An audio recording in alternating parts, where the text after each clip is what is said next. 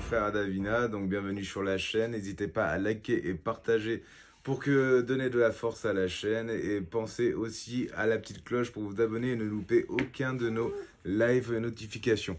N'oubliez pas aussi que toute copie ou diffusion d'images provenant de cette vidéo est strictement interdite et sera punie de poursuites judiciaires immédiates. Merci, bonne journée, bon courage.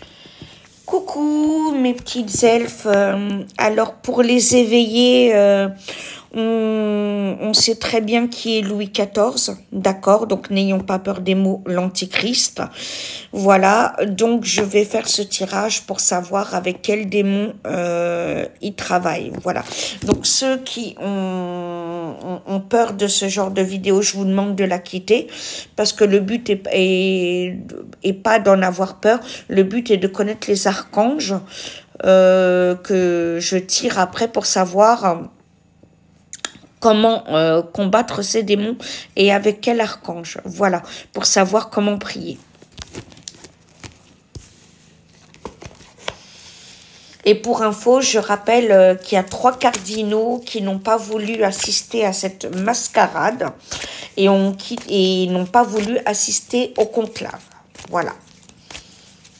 En disant qu'il y avait des manœuvres très graves à l'intérieur. Alors.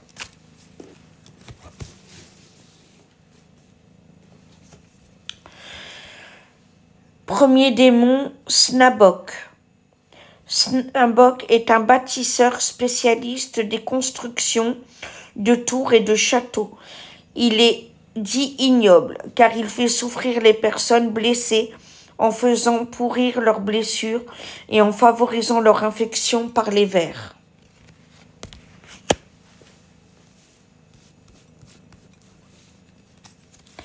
Deuxième démon avec qui il travaille, Grémory. Grémory se travestit en femme afin d'approcher plus facilement les hommes et les pousser à acheter ses services. Gouverne les ambitieux et les orgueilleux et les encourage dans leurs défauts jusqu'à écraser, ruiner, calomnier leurs concurrents.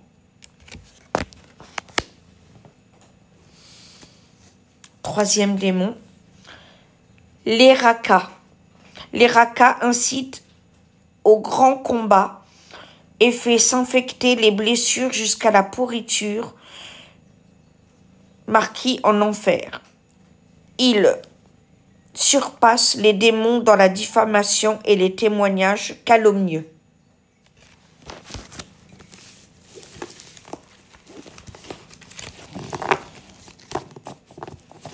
Et maintenant, on va voir les archanges. C'est ça le plus important.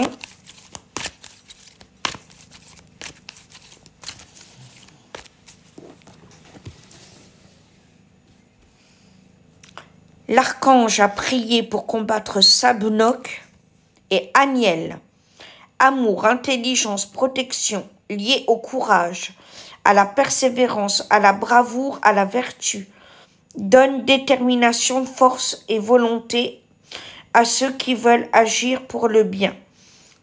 Accorde force mentale et résistance face aux épreuves et permet de s'en relever plus fort.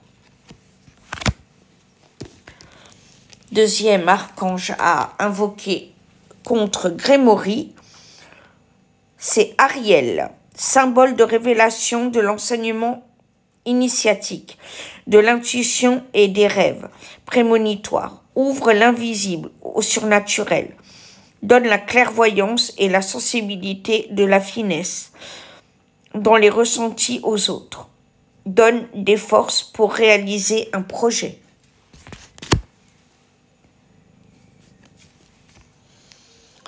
Et le troisième archange pour combattre le démon les Rakas, c'est Nanaël. Lié au savoir, à la créativité, il symbolise la vérité, s'intéresse à de nombreux domaines de réflexion. Il accorde de la justesse, du discernement, de la lucidité, donne confiance en son pouvoir de séduction, favorise méditation, concentration, introspection. Voilà pour Louis XIV, voilà, qui est sur le trône de Saint-Pierre pour maximum 18 mois. Et Marie nous confirme bien qu'on peut raccourcir son temps si on prie. Donc, les archanges à prier sont Aniel, Ariel et Nanaël. Voilà, c'est ça le plus important à savoir.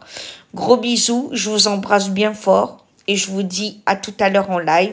Vous les trolls, tâchez de ne pas vous reproduire. Et bien sûr, vive la France.